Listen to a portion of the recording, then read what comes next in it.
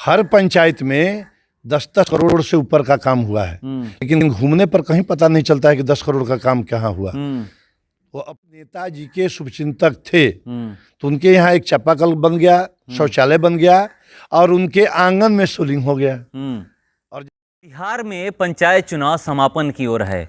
आखिरी चरण के मतदान के लिए हर प्रत्याशी अपने तरफ से प्रचार प्रसार में जुट गए। हमारे साथ शाहपुर पूर्वी भाग संख्या 3 के जिला परिषद के प्रत्याशी गंगाधर पांडे जी हैं। चलिए मैं इनसे सीधे जुड़ता हूं और जानने का प्रयास करता हूं कि जीतने के बाद ये कैसे विकास करेंगे अपने क्षेत्र का। IBN सीमेंट भारत में आपका स्वागत है। आपके चैनल के माध्यम से मैं शाहपुर पूर्वी 3 भाग की समस्त जनता जनार्दन का नमस्कार करता हूं, अभिवादन करता हूं। क्या ऐसा मतलब आप देखे हैं पंचायत चुनाव को लेकर के हम लोग बात कर लेते हैं कि पंचायत चुनाव में 5 सालों में मैं ग्राउंड पे भी जा रहा हूं, देख रहा हूं कि लोग कह रहे हैं कि विकास नहीं हुआ है, कहीं जितना विकास होना चाहिए उतना नहीं हुआ है। आप जीतिएगा तो कैसे विकास करिएगा अपने क्षेत्र का? देखिए, अमूमन जनता तो कहती ही है कि विकास नहीं हुआ है, लेकिन मेरा भी उम्र लगभग 50 पार कर गया।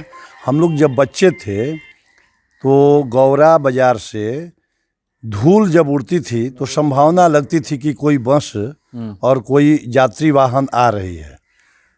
और दामोदरपुर जवनिया जो मेरा सुदूर देहाती इलाका है, वहाँ तो जाने का कोई साधन नहीं है, लेकिन मेरे ही जीवन काल में हमने देखा कि बांध भी बना, बांध पर सड़कें भी हैं और जवनिया से 5 बजे सुबह में बस चलती है। और एक समय था कि हम लोग ढीबरी के प्रकाश में बच्चों को पढ़ाने का काम करते थे और आज ट्यूब लाइट और LED बल्ब के प्रकाश में बच्चे पढ़ रहे हैं। तो मेरे समझ से क्रमानुसार विकास जारी है, लेकिन यह इससे संतोष नहीं हो पाता है। धीरे धीरे क्रम जारी है और उसी क्रमबद्ध जारी रखने के लिए हम लोग भी लगे रहते हैं जनता के बीच में। चलिए, आपने कहा कि अब बच्चे जो पहले डिग्री से पढ़ रहे थे अब ट्यूबलाइट और लाइट के सामने पढ़ रहे हैं। शिक्षा से लेकर के मैं ये सवाल करता हूँ आपसे, स्कूल की स्थिति बहुत ख़राब है, ये कोई माने या ना माने, सरकारी स्कूल की, क्योंकि सरकारी स्कूल की अगर स्थिति खराब नहीं होती तो एक ठेला चलाने वाला अपने बच्चे को प्राइवेट स्कूल में नहीं पढ़ाता। हर कोई चाहता है कि मुझे शिक्षा फ्री में मिले। सरकार दे भी रही है, बहुत सारे पैसे खर्चा कर रही है सरकारी स्कूलों पर, बहुत सारी योजनाएं ला रही है कि बच्चे आएँ, फिर भी नहीं बच्चे जा पा रहे हैं। क्या कमियां हैं सरकारी स्कूल में बच्चे नहीं जा पा रहे हैं और टीचर भी टाइम से नहीं आ रहे हैं?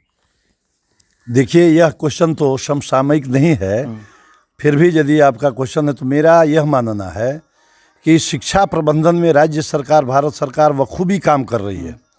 लेकिन एक बीच में राज्य सरकार ने बिहार पंचायत राज अधिनियम के तहत शिक्षकों का जो चयन की प्रक्रिया थी वो गांव की सरकार यानी मुखिया जी के माध्यम से होने लगा था।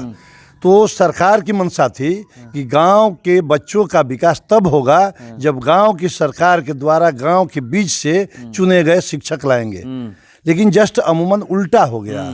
जो शिक्षकों का चयन हुआ वो पक्षपातपूर्ण रवैया के तहत हुआ और उसमें जो अयोग्य साबित हुए, जो अशिक्षित थे, वो शिक्षक बन गए। उसका भी जांच हो रहा है, पूरे बिहार स्तर पर निगरानी जांच कर रही है।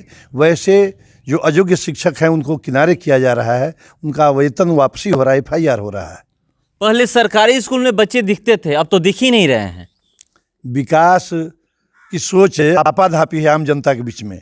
जो लोग अपने धनिक का पैमाना बना लेते हैं कि हम अपने बच्चे को DAV और इंग्लिश स्कूल में ही पढ़ाएंगे, एक आम धारणा बन गई है।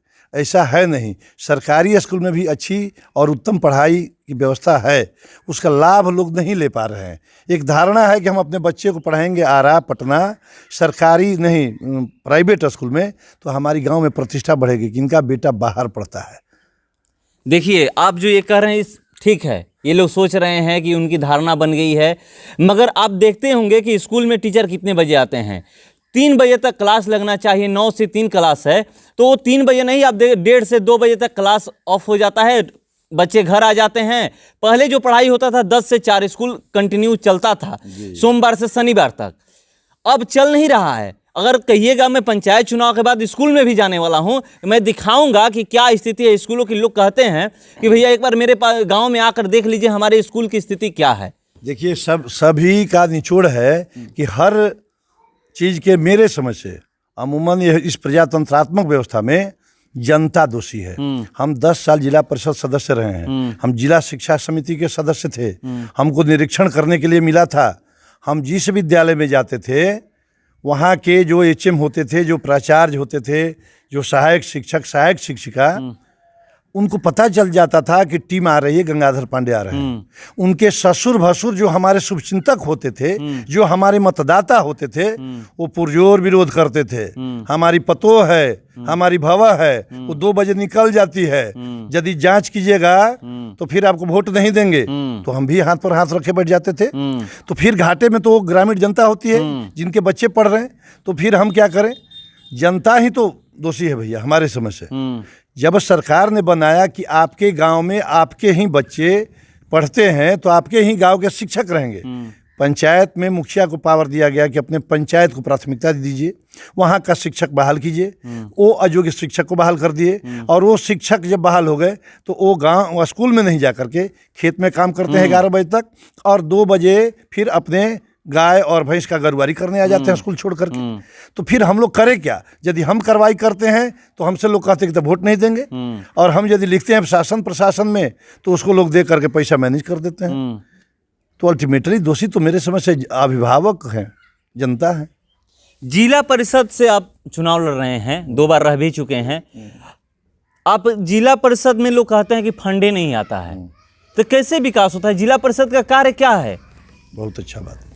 जिला परिषद का काम है भारत सरकार और राज्य सरकार द्वारा केंद्र शासित और राज्य अनुमोदित जो योजनाएं हैं उनका क्रियान्वयन कराना, और उनका जो राज्य सरकार से जो राशि आती है जिलों में, उस जिलों में प्राप्त आवंटित राशि का उपावंटन करना होता है हम लोग को। जैसे मान लीजिए कि भोजपुर जिला में 14 प्रखंड हैं, जो भी राशि आएगी उसको समान अनुपात में 14 प्रखंड में दे दिया जाएगा। सबसे बड़ा ब्लॉक जो है जगदीशपुर शाहपुर, उसमें ज़्यादा राशि जाएगी, गढ़हनी में कम जाएगा। और जब शाहपुर में राशि आएगी तो इसका 20 पंचायतों में बंटवारा करना है। तो निश्चित रूप से 20 पंचायत में बंटवारा हो जाए, और जो योजनाएं हैं उसको पंचायत स्तर पर मुखिया के माध्यम से, पंचायत समिति के माध्यम से, और हम जिला परिषद के माध्यम से धरातल पर उतारना जिला परिषद का काम है। निगरानी, पर्यवेक्षण, अनुश्रवण जिला परिषद का काम है। जिले में जो भी काम हो रहे हैं किसी भी विभाग के, 32 विभाग है, 32 विभाग का मैं निगरानी, पर्यवेक्षण, अनुश्रवण राज्य सरकार के दिशा निर्देश के अंतर्गत में रहकर करूँगा।